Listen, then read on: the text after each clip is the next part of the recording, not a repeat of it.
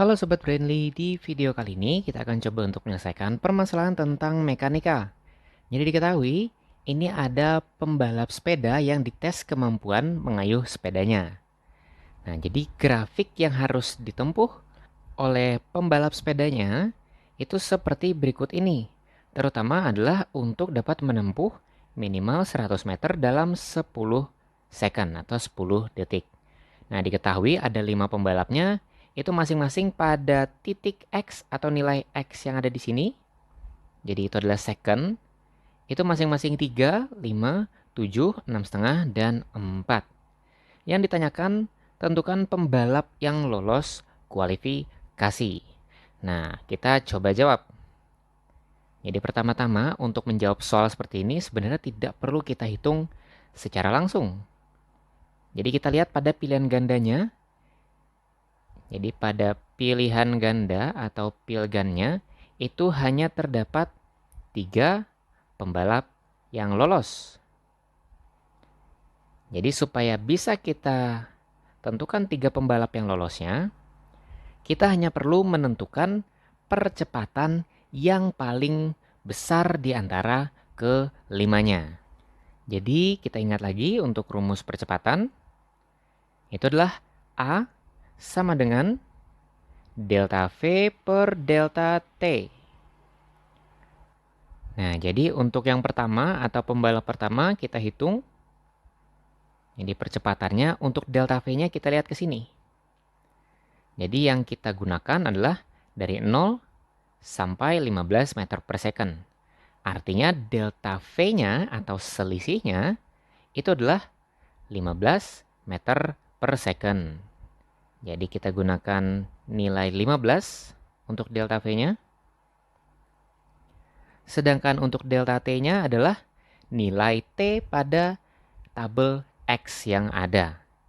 Jadi untuk yang pertama kita lihat di sini ada 3, kemudian 5, 7, 6,5, dan 4. Kita masukkan satu persatu.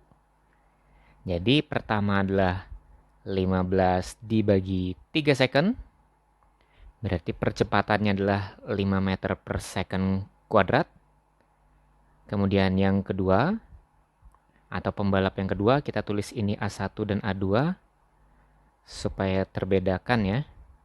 Nah, jadi yang A2 ini ada 15 dibagi 5 second. Yaitu A2-nya kita dapatkan 3 meter per second kuadrat.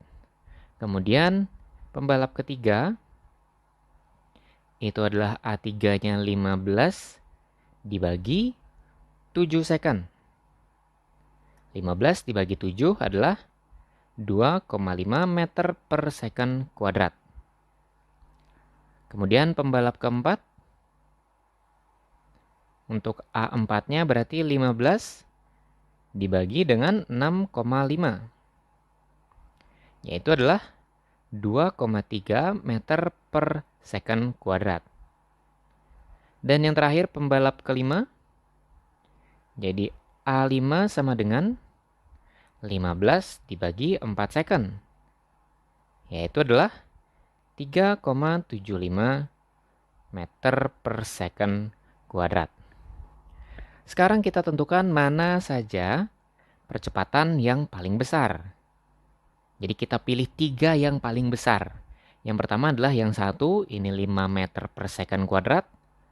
Kemudian yang dua ya di sini. Yang kedua itu 3 meter per second kuadrat. Yang ketiga dan 4 ini paling rendah, yang nomor 4. Kemudian yang rendah lagi itu nomor 3. Sedangkan nomor 5 ini cukup tinggi.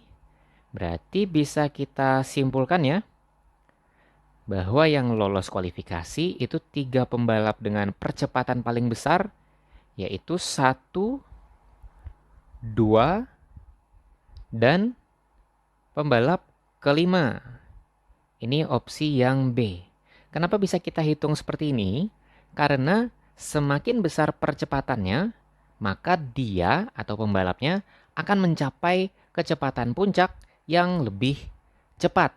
Sehingga semakin cepat, maka semakin lama dia berada di kecepatan puncaknya. Jadi kita bisa hitung dengan cara seperti ini. Cukup jelas ya Sobat Brandly? Selamat belajar dan salam edukasi.